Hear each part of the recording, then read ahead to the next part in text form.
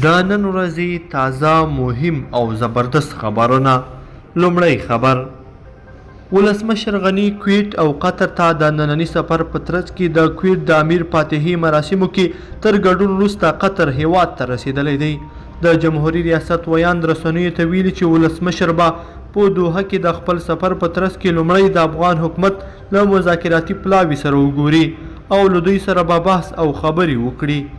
دوهم خبر: د لغمان والي له یوې چاودنې روغ وتلی دی. د رسنیو د راپورونو له مخې نن سهار هغه مهال د لغمان پر والي چاودنه شوې چې د خپل کاري دفتر پر لوري روان و. ویل کېږي چې په چاودنه کې والي رحمت الله یارمل ته کوم زیان نه دی اوښتی، خو ښایي سیمو کې خلکو ته زښت زیات تلفات اوښتلي وي. دریم خبر: مالی وزارت وايي آلمان له افغانستان سره 180 میلیونه یورو مرسته کوي. د آلمان د اقتصادي همکارۍ او پراختیا وزارت له افغانستان سره 180 میلیونه یورو مرسته کړې ده.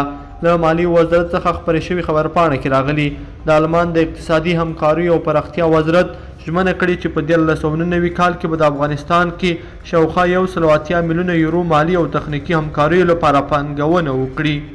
څلورم خبر: د مذاکراتي ټیم مشر معصوم ستانکزی وایي مذاکراتو کې ځنډ او د خبرو درېدل د اندېښنې وړ خبره نه ده.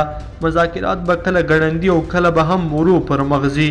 دواړه خواوې د مذاکراتو ښې او مطلوبې پایلې ته ژمنې دي.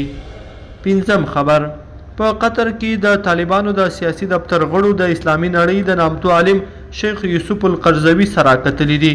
د طالبانو د سیاسي دفتر ویاند ویلي چې په دغه کتنه کې د سولې د روان بهیر په ځانګړې توګه د امریکا او طالبانو ترمنځ د شوي تړون په تړاو بحث او خبرې شوي دي.